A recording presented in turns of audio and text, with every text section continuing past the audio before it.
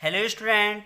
आज की इस वीडियो पर हम चर्चा करने वाले हैं एकांकी और नाटक में अंतर। तो यह आपके पेपर की दृष्टि से बहुत ही मोस्ट होने वाला है क्योंकि यह अक्सर पूछे जाने वाला क्वेश्चन है।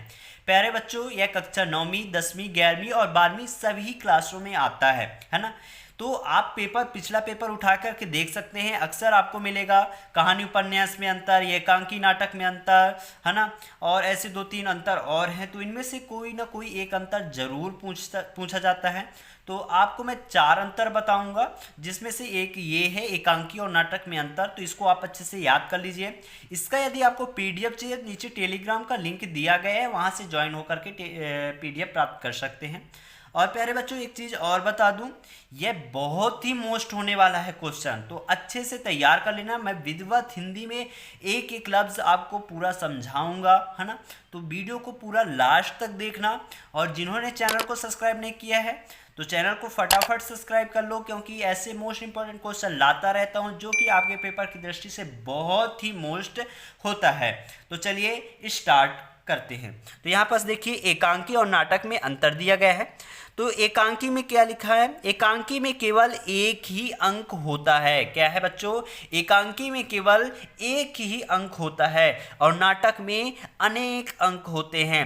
एकांकी से आप खुद समझ सकते हैं कि एकांकी यानी एक और नाटक यानी अनेक अंक होते हैं। ठीक, फिर दूसरा पॉइंट क्या है? एकांकी में केवल मुख्य कथा होती है। क्या होता है? जैसे कहानी में केवल मुख्य कथा होती थी और उपन्यास में मुख्य कथा के साथ साथ प्रासंगिक कथाएं भी होती थी। तो ऐसे भी आप याद कर सकते हैं कि एकांकी में केवल मुख्य कथा होती है और नाटक में मुख्य कथा के साथ साथ प्रासंगिक कथाएं भी जुड़ी होती हैं। ठीक, फिर तीसरा पॉइंट यहाँ पास देखिए, तीसरा पॉइंट क्या कह रहा है कि तीसरा पॉइंट में क्या है? एकांकी में पात्रों की संख्या नाटक की अपेक्षा कम होती है। क्या है? एकांकी में पात्रों की संख्या नाटक की अपेक्षा कम होती है, यानी एकांकी में पात्रों की संख्या क्या होती है? कम। दोस्तों, आज मैं आप सबको बहुत ही बढ़िया एप्लीकेशन के बारे में बताना चाहता हूं जो डेली लर्न द्वारा बनाया गया है। इस साल डेली लर्न ने आई अचीव स्कॉलरशिप एग्जाम रखा है, जिसमें पार्ट लेकर आप लैपटॉप, मोबाइल, स्मार्ट वॉच भी जीत सकते हैं। जो डिस्क्रिप्शन में दिए हुए लिंक पर क्लिक करें और जल्दी स्कॉलरशिप में रजिस्टर कीजिए और पाइए 50 करोड़ का स्कॉलरशिप जीतने का मौका। दोस्तों, इसकी सबसे बड़ी खूबी ये है कि पहली बार किसी ने बड़े शहरों के साथ साथ छोटे शहरों और ग्रामीण भागों तक क्वालिटी एजुकेशन पहुंचाने का निर्णय लिया है और यहाँ इंग्लिश के साथ साथ हिंदी माध्यम में भी पढ़ सकते हैं।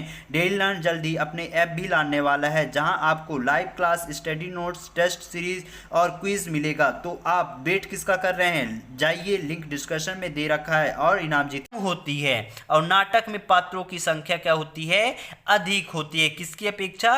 एकांकी की अपेक्षा नाटक में पात्रों की संख्या अधिक होती है। ठीक बच्चों, समझ गए? फिर चलिए स्टार्ट करते हैं। यानी एकांकी में पात्रों की संख्या कम और नाटक में अधिक। ठीक, यहाँ पास आप देख सकते हैं।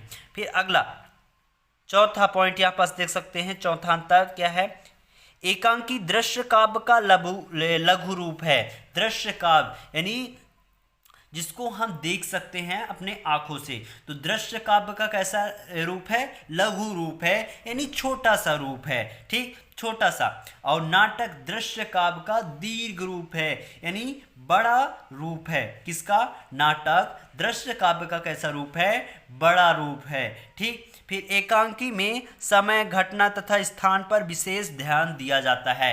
यानी एकांकी ये जो लिखता है तो विशेष ध्यान रखते हैं कि कौन से समय पर एक घटना घटित हुआ, कौन सा स्थान था और कौन सी घटना घटित हुआ। ठीक ना, यानी समय, घटना और स्थान का विशेष रूप से महत्व दिया जाता है। इन सभी चीज़ों का वहाँ पास महत्व होता है ना। और इसी पर वो अपनी काव्य या रचनाएं लिखते हैं। ठीक, लेकिन नाटक में इसका कोई भी महत्व नहीं होता, यानी इन नियमों का कोई भी पालन नहीं होता कि कौन से समय पर कौन सी घटना घटी और कौन सा स्थान पर यह घटा, कैसा घटना था। तो इस चीज़ों का कोई भी यहाँ महत्व नहीं होता है। लेकिन इसी का उल्टा है कि नाटक एकांकी में इन सभी चीज़ों पर ध्यान दिया जाता है। ठीक, फिर छठवां पॉइंट क्या है, यहाँ पास छठवां पॉइंट आप देख सकते हैं कि एकांकी रंग बिरंगे फूलों का एक गुलदस्ता है। फूलों का एक छोटा सा गुलदस्ता, मान के चलिए छोटा सा समूह है, लेकिन नाटक फूलों का एक उद्यान है। कैसा है? फूलों का एक उद्यान है। जैसे एक उदाहरण से समझ सकते हैं कि जैसे आपका क्लास है, ठीक, मान के चलिए क्लास है, तो क्लास में क्या है कि जो स्कूल है, तो स्कूल में आपका क्लास क्या है, एक छोटा सा गुलदस्ता है, लेकिन पूरे स्कूल के बच्चे क्या हो गए, पूरे स्कूल के बच्चे फूलों का एक उद्यान हो गए, यानी बहुत बड़ा समूह है। ठीक, ऐसा आप इसको समझ सकते हैं। ठीक, फिर यहाँ पास आप देख सकते हैं रचनाएं इनकी देख लीजिए। रचनाएं में क्या क्या है, कोणार्क एक रचना है एकांकी की, जगदीश चंद्र माथुर जी ने लिखा था, और चंद्रगुप्त एक नाटक है जिन्हों जयशंकर प्रसाद जी ने लिखा था। तो ये रचनाएं भी हमने यहाँ पास बता दिया, कभी पूछता भी है तो आपको रचनाएं भी याद होने चाहिए। ठीक बच्चों, तो ये आपके लिए बहुत इंपॉर्टेंट था। हमने पिछला वीडियो में कहानी और उपन्यास में अंतर बताया था, तो उसको भी आप अच्छे से तैयार कर लेना। फिर और हम ऐसे क्वेश्चन लाते रहेंगे, तो उन वीडियो को भी आप देखते रहना।